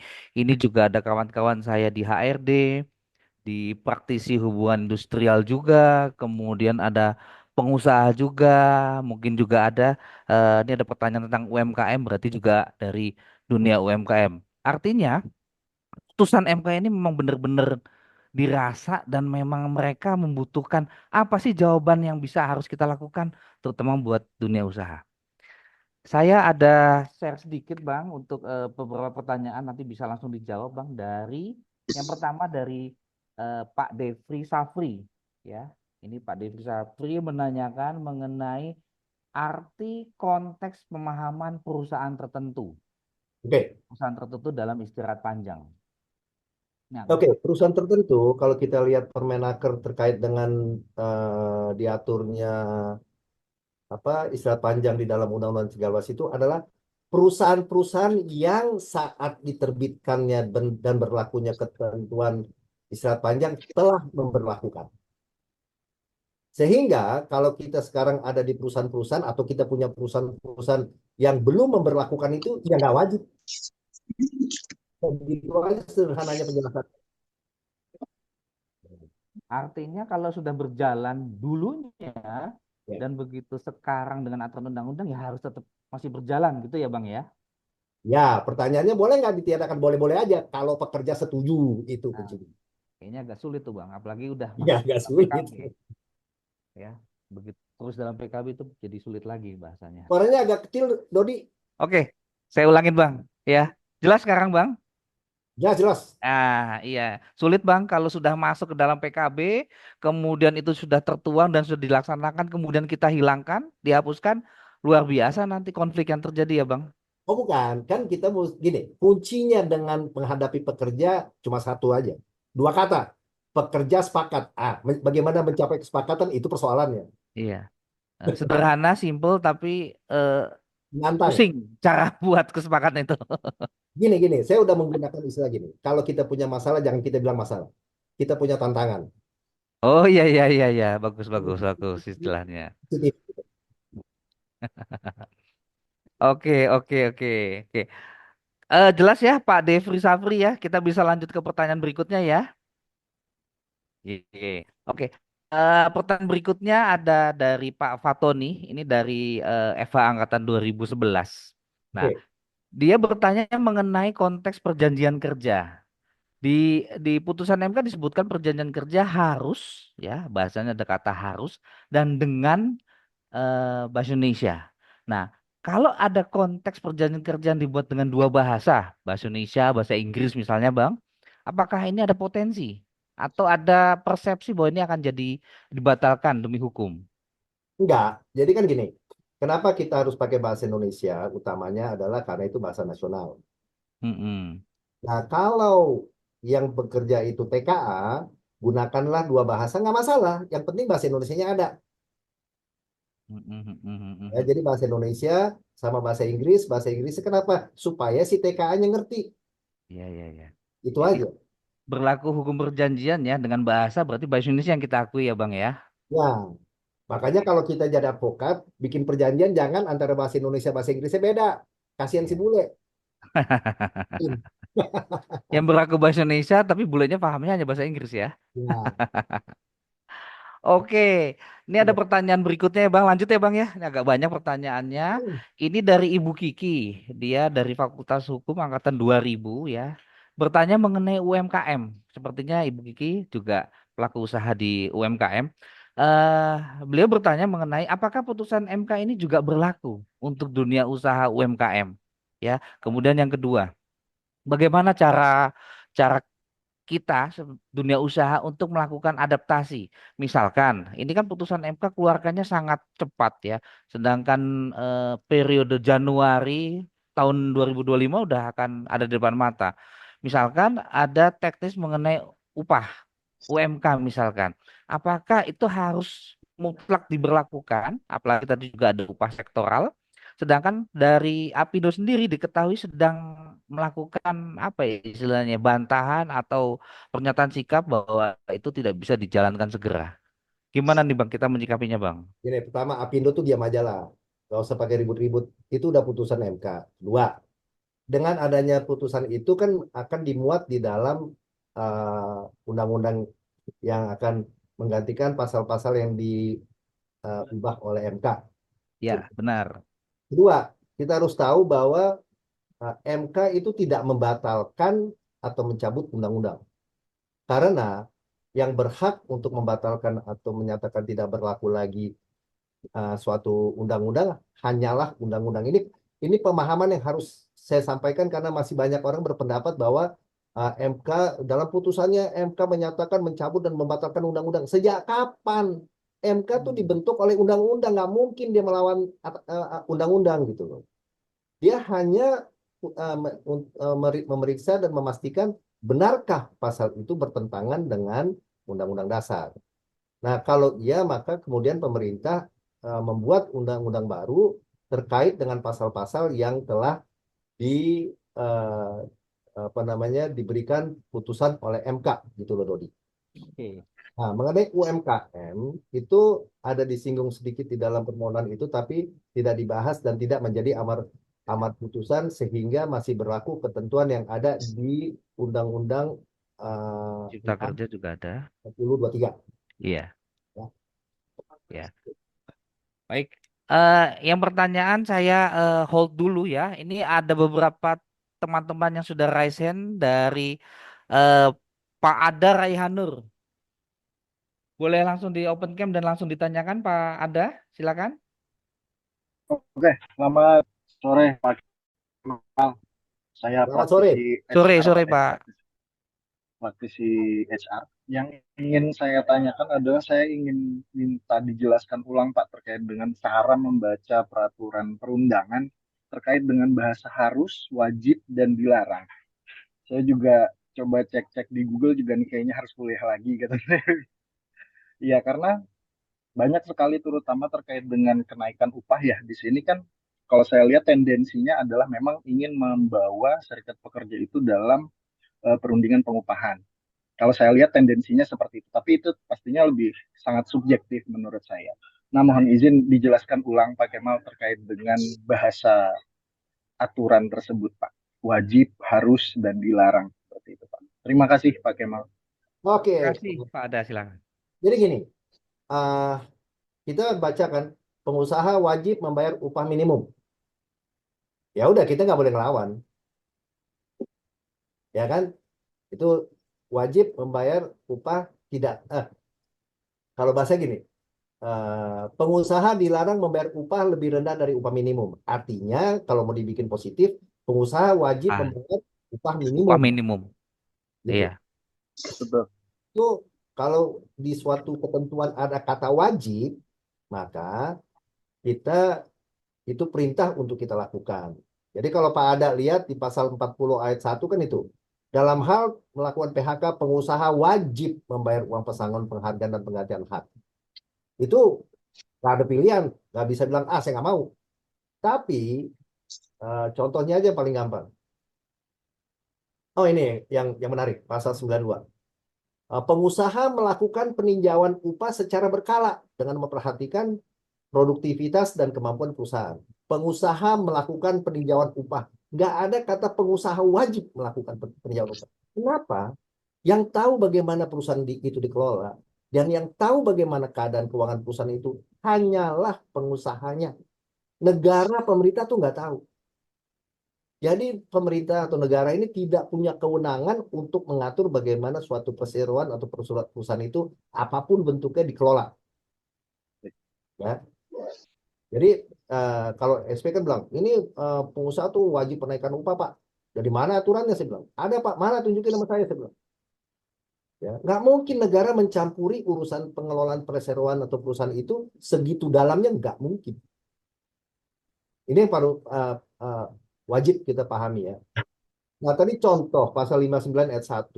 Pasal 9 ayat 1 itu mengatur mengenai PKWT. Lah kenapa di bagian penjelasannya nggak ada hubungannya? Ditulis PKWT dicatatkan di instansi ketenagakerjaan. Nyambungnya di mana tuh ayat 1 gitu loh. Mestinya penjelasan menjelaskan isi aturan baru. Nah, dua lagi nih. Kalau misalnya ada mengenai pencatatan PKWT, lihat deh di bagian sanksi di halaman belakang dari undang-undang. Ada nggak pelanggaran hukuman atas kalau tidak melakukan pencatatan? Nggak ada. Gitu. Jadi kalau misalnya nih, teman-teman ada yang bekerja di perusahaan sebagai HR, ada pemeriksaan oleh pengawas, kemudian pengawas bilang, Pak Dodi, ini kenapa PKWT nggak dicatatkan di Snaker? Jawabannya gampang. Emang kenapa, Pak? Emang wajib? Ya enggak sih, Pak. Ya udah, Pak. Kalau nggak wajib nggak usah diomongin. Itu aja jawabannya. Jangan kasih penjelasan. Begini, Pak. Itu sih nggak menyelesaikan persoalan. Gitu loh. Nih kalau teman-teman ada yang bekerja di perusahaan punya PKB. Pasal 30 konsep yang pemikiran yang ada adalah PKB itu wajib didaftar di Snaker atau Depnaker. Kalau ditanya kenapa? Karena memang begitu, Bang. Katanya. Jangan begitu kalau bikin pendapat. Pendapat itu dasar hukumnya apa? Coba lihat pasal 30 ayat 1 Permenaker nomor 28 tahun 2014. Pengusaha mendaftarkan PKB. Nggak ada kata wajib. Jadi kalau ada yang selama ini merasa itu kewajiban dan mendaftarkan, berarti dia sendiri melakukan suatu tindakan yang nggak disuruh oleh undang-undang. Ya. Saya udah ngomong mengenai tidak usah mendaftarkan PKB ini udah dari tahun 2008. Kemana-mana saya udah ngomong. Karena selama ini konsepnya itu PKB itu wajib didaftar. Oh ya, tunjukin nama saya mana aturan. Kedua, pasal 29 ayat 1 Permenaker 28 2014 mengatakan, perjanjian kerja berlaku sejak tanggal ditandatangani atau tanggal lain yang disepakati dalam PKB. Titik. Nggak ada kata-kata serta telah terdaftar. Jadi artinya apa? Nah itu kan PKB perjanjian. Kita tahu pasal 1320 KUH Perdata. Terpenuhi, selesai. Gitu. Semoga menjawab pertanyaannya. Ini menarik banget nih. Mungkin teman-teman di sini, terutama di kalangan pengusaha atau teman-teman HRD bahkan itu baru sadar. Ini baru sadar mungkin Bang, seperti statement dari Bang Kemal barusan ya. Penjelasan itu benar-benar mencerahkan ya, bahwa PKB itu nggak wajib didaftarkan. Selama ini yang berkembang, saya sendiri juga melakukannya. Yang namanya PKB itu proses selanjutnya setelah disepakati, dirundingkan, kemudian tanda tangan bersama dengan serikat pekerja ya didaftarkan. Itu kita baru tahu nih Bang, seperti ini Bang. Luar biasa. Saya mau titip pesan sama teman-teman ya. Iya. Cara membaca aturan nih, bukan saya sok tahu, tapi saya mau berbagi. Bacalah pelan-pelan apa yang tertulis. Kata per kata kita pahami. Jadi kita akan tahu wajib atau enggak. Kuncinya apa? Nggak ada kata wajib ya enggak. Habis. Iya. Oke, simple sederhana ya. Keywordnya adalah wajib ya Bang ya. Kalau nggak ada wajib, berarti Ditulis nggak wajib usah. enggak, gitu aja. Oke, kita lanjut pertanyaan berikutnya Bang. Masih ada banyak nih pertanyaan. Ini dari Pak Rudi Kasamu. Pak Rudi bertanya mengenai dalam konteks perusahaan mengalami pilot ya, likuidasi sehingga harus dilakukan proses apa namanya? Kemudian ada kewajiban untuk memberikan hak lain pekerja yang harus didahulukan pembayarannya. Itu konteks hak lainnya ini bagaimana ya Bang ini konteks hak lainnya ini? Kan Apakah aturannya ada atau gimana? ini, hak pekerja itu adalah atas upah. Ini ya, undang-undang tuh hanya mengatur hak pekerja tentang duit cuma 5. Biar tahu aja. 1, upah nggak boleh lebih rendah dari upah minimum. Kedua, lembur bagi yang berhak. Ketiga, JHT. Keempat, THR. Kelima, kalau terjadi pengakhiran hubungan kerja. Kalau hubungan kerja berakhir. Cuma 5. Jadi kalau ada perusahaan-perusahaan memberikan tunjangan cuti tahunan, bonus, insentif, alhamdulillah. Tapi nggak ada kewajiban ngasih itu. Ya. Nah, kalau terjadi kepailitan, maka akan terjadi berakhirnya hubungan kerja kan. Berarti kalau berakhirnya hubungan kerja akan timbullah hak pekerja atas berakhirnya hubungan kerja. Ya, Itu betul. bisa adanya pesangon, uang penghargaan dan penggantian hak. Nah, yang selama ini kan di undang-undang yang didahulukan itu kan upah, ya, upahnya didahulukan dari pembayaran yang ada. Pertanyaannya, kalau cuma upah saja, bagaimana dengan hak lainnya? Ya, kalau masih ada dagingnya, kalau udah nggak ada, udah tinggal tulang ya nggak ada. Nah, hak lainnya itu ya adalah hak kalau hubungan kerja dengan pekerja itu diakhiri, gitu loh. Ya kita udah tahu kalau hubungan kerja berakhir, apa yang menjadi hak para pekerja.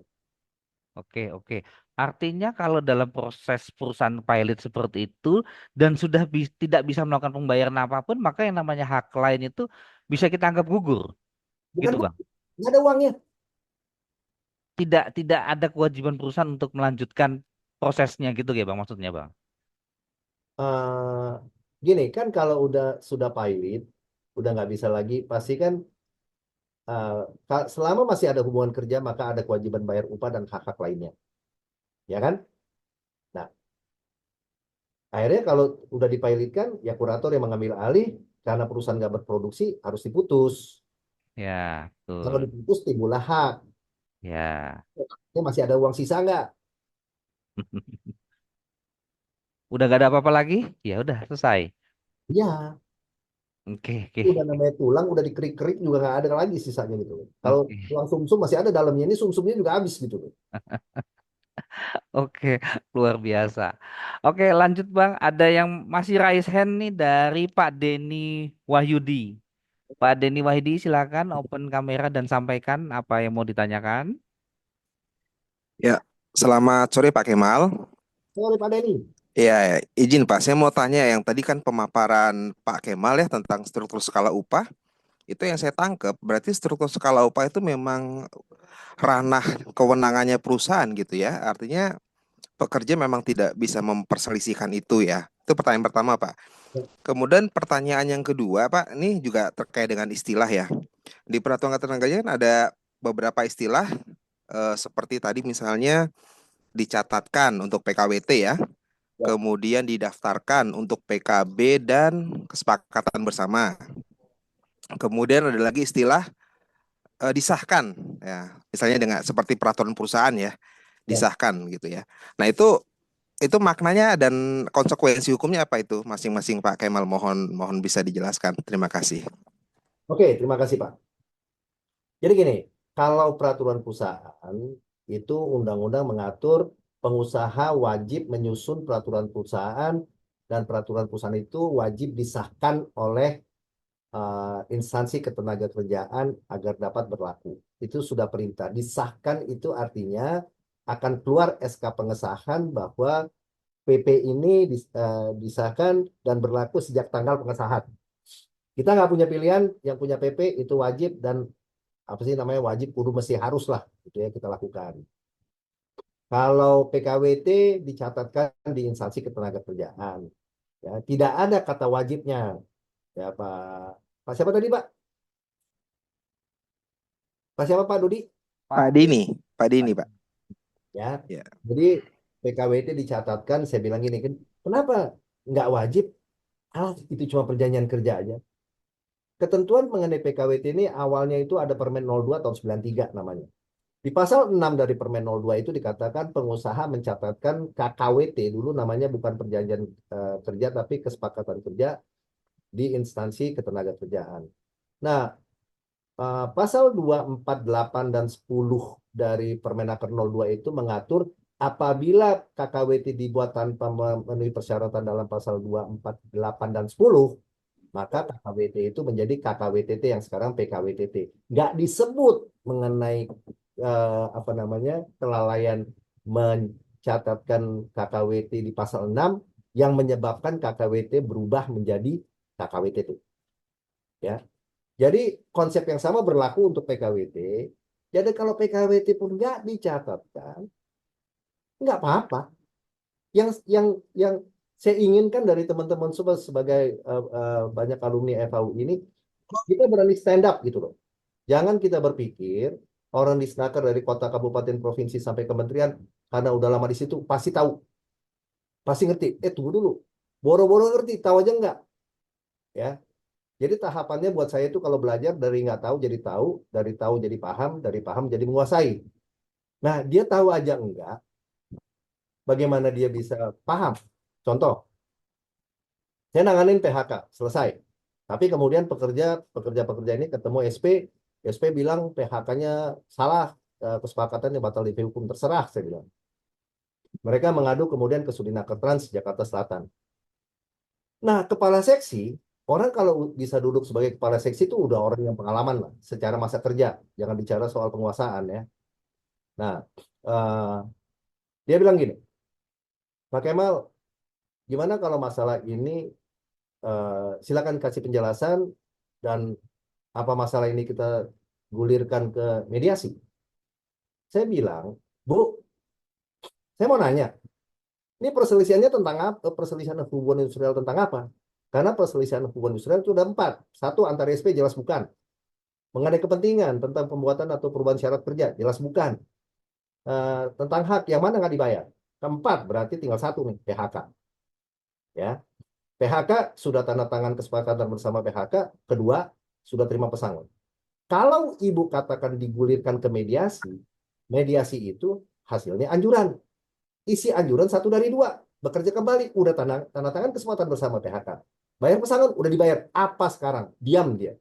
Nah, itu yang saya bilang, kita nih jangan malas belajar. Ya. Kalau malas belajar, orang di Snaker ngomong, kita anggap itu benar. Padahal dia asal ngomong. Sorry ya kalau saya ngomong belak-belakan begini, dari pengalaman saya 29 tahun, saya udah kenyang banget ya ngadepin mereka gitu loh. Ya. Nah, ini yang saya mau katakan. Jadi kalau tadi bedanya harus wajib itu, ya tadi kalau contohnya PP memang wajib disahkan. Kalau PKB tidak ada kata wajib, maka silakan kalau mau juga kurang kerjaan buat saya sih, nggak usah lah daftarin ke mana, ke instansi ketenagakerjaan, apalagi PKWT juga nggak usah dicatetin. Jadi nggak ada kata wajib, nggak ada keharusan, dan nggak ada akibat hukum. Itu paling menentukan. Nah, ini kebetulan yang hadir di sini kan kayaknya kebanyakan teman-teman dari HRD nih, Bang Kemal nih.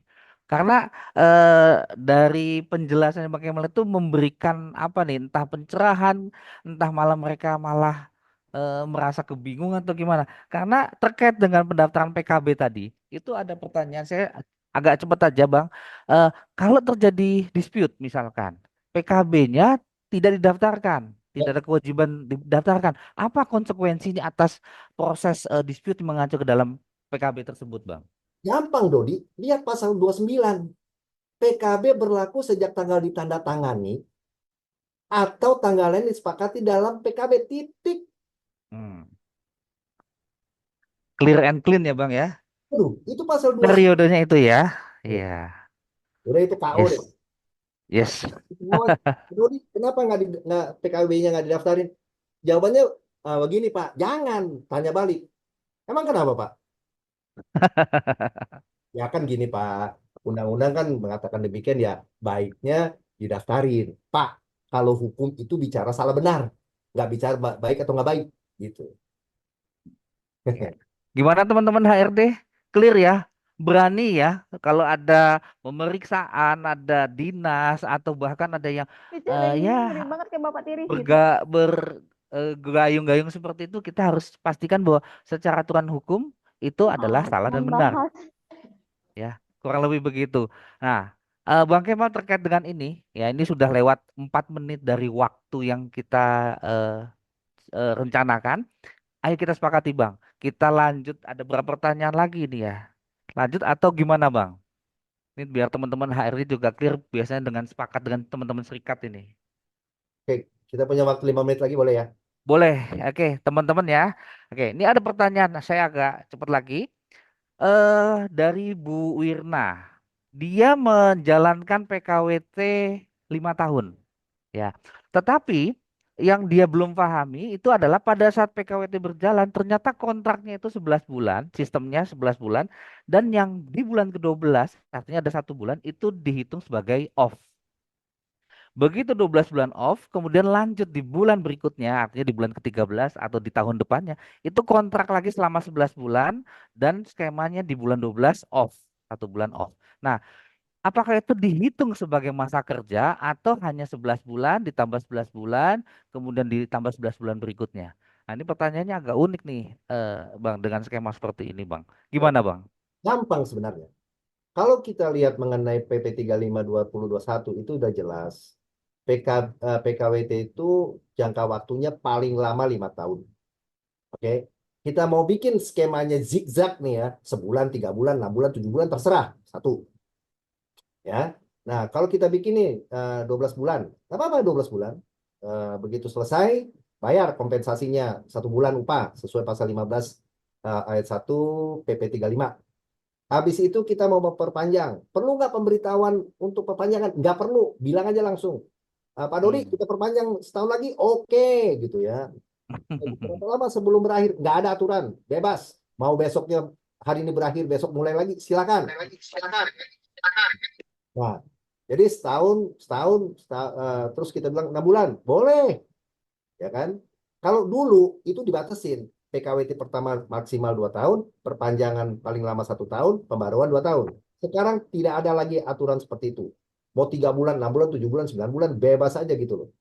Ya. Nah, bahkan ada pertanyaan gini, bolehkah kita melakukan PKWT lebih dari 5 tahun? Jawabannya pasti enggak. Karena undang-undang bilang 5 tahun. Tapi pertanyaannya kalau diubah gini, bisa nggak kita bikin PKWT lebih dari 5 tahun? Ya bisa.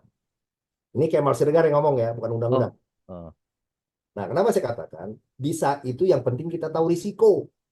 Kalau kita bikin PKWT-nya sampai 15 tahun, kemudian pekerjanya bilang, Pak Dodi, PKWT maksimal 5 tahun, bos. Sekarang 15 tahun. Jadi saya mau jadi pekerja tetap. Nggak ada. Itu undang-undang bilang begitu. Salah.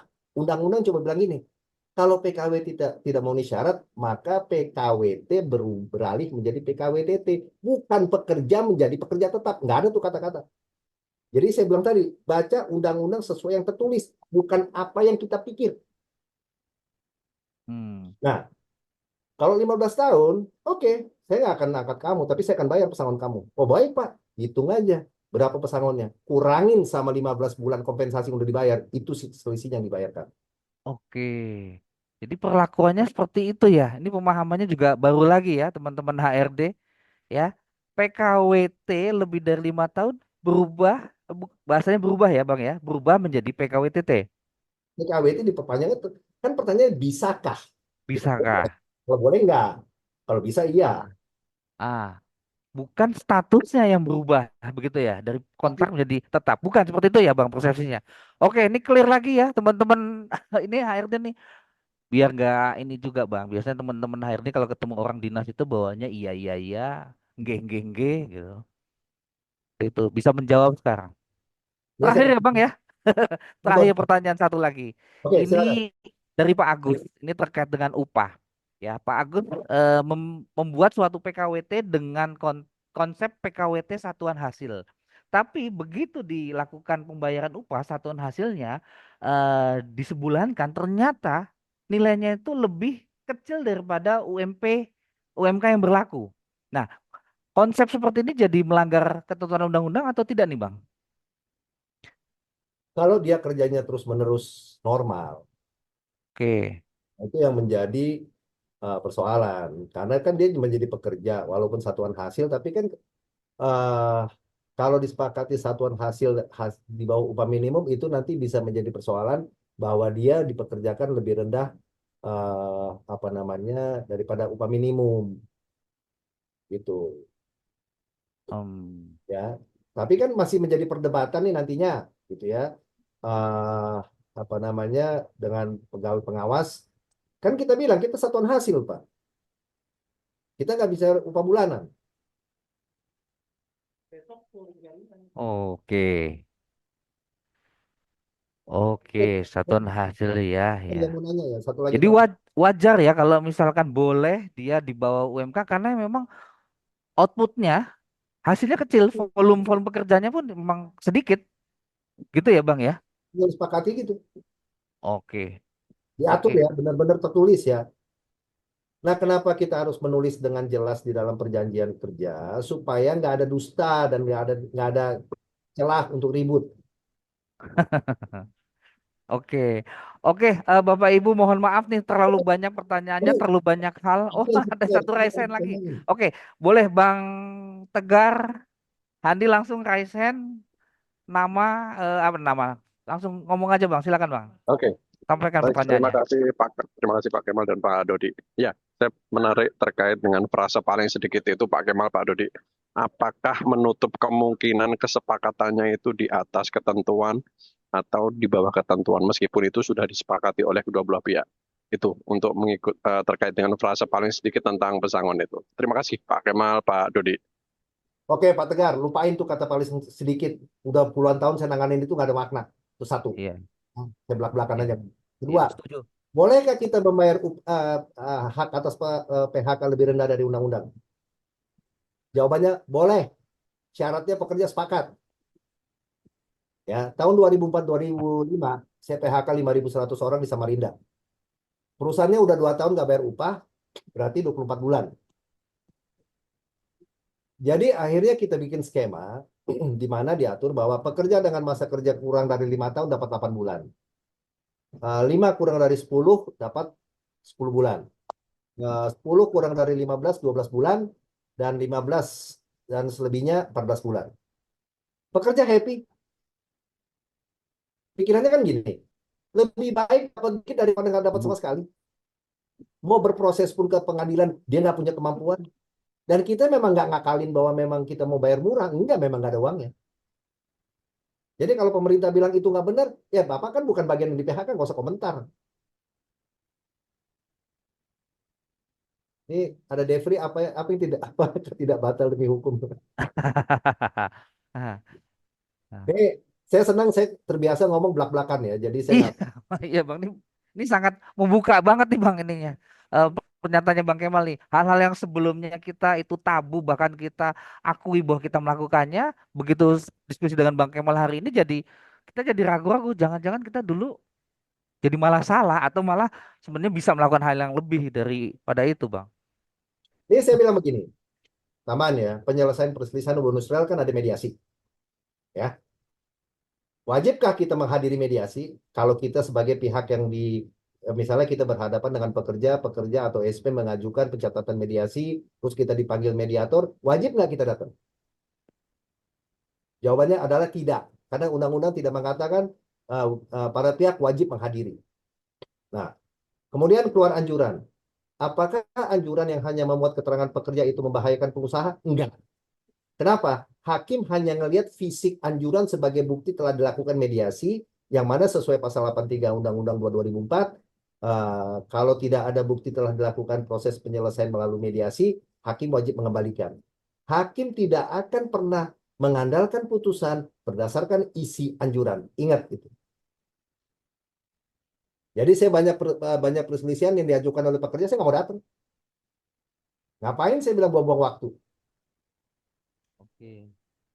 Oke, ilmu baru lagi nih Bang. Biasanya kalau dapat undangan dengan kop surat dinas Oh, itu agak keras, kurang keras loh. berbondong-bondong khawatir kita. Kalau ada undangan mediasi dengan kop surat dinas itu wah, pikirannya macam-macam kita. Oke, Bapak Ibu mohon maaf banyak sekali pertanyaannya, menarik sekali diskusinya. Kita bisa lanjutkan diskusinya ini dalam kemasan yang berbeda dalam diskusi di kemudian hari, Bapak Ibu sekali lagi. Ini apa namanya bagian daripada dinamika dunia ketenagakerjaan. Ya, dinamika dunia ketenagakerjaan dan mudah-mudahan Bang Kemal dengan senang hati dan ikhlas ya Bang ya membagi ilmunya dan di kemudian hari kita bisa diskusi lebih lanjut Bang Kemal. Insya Allah. Oke, Bapak Ibu dari saya cukup sekian ya Bang Kemal ya. Oke. 5 menit lagi kita azan maghrib Bang Kemal. Oke. Dari saya cukup sekian. Terima kasih Bang Kemal, terima kasih Bapak Ibu semua. Saya izin kembalikan host webinar kita hari ini ke Mbak Ami. Silakan Mbak Ami. Iya, terima kasih Bang. Alhamdulillah, Abang Mbak semuanya sore ini mudah-mudahan bermanfaat ya di pertanyaan-pertanyaan yang belum terjawab. Mudah-mudahan berikutnya bisa bertemu lagi di forum-forum yang bermanfaat seperti ini. Mudah-mudahan ilmu sore ini juga bermanfaat bagi abang mbak semua di pekerjaannya, di kehidupan sehari-harinya. Terima kasih abang dan mbak semua telah hadir di webinar sore ini. Terima kasih juga sudah pasti kita ucapkan kepada keynote speaker kita, Bang Muhammad Fajri Meka Putra. Lalu Sama-sama, pembicara sama-sama. ada Bang Kemal Syah Siregar dan moderator kita tentunya Bang Dodi Riana Saputro. Terima kasih banyak. Abang Mbak, karena waktu juga sudah ada azan di luar, maka terima kasih banyak. Saya tutup webinar kita sore hari ini. Assalamualaikum warahmatullahi wabarakatuh. Waalaikumsalam. Waalaikumsalam Terima kasih warahmatullahi Bang Kemal. Terima kasih abang Terima dan kasih banyak mbak Pak sekalian. Mas Dodi, Assalamualaikum. Terima kasih Pak Terima Kemal. banyak, Pak. kasih Bang Kemal, Bang Selalu. Dodi, Mbak Ami. Keren, keren, keren. Bang Kemal. Yuk, mari Thank permisi you, ya. thank you. Jangan lupa untuk alumni FAUI mendaftar sebelum tanggal 9 November. Oke. Omira. Iya. Thank you Bang Fajri. Yuk. Thank you, thank you. Ya. Thank you Bang Sabam. Wih, apa kabar Bang Sabam? Iya. Siap Bang Sabam, jangan lupa mendaftar. Siap Bang Fajri, siap. Oke, thank you Thank semua. you. Izin pamit.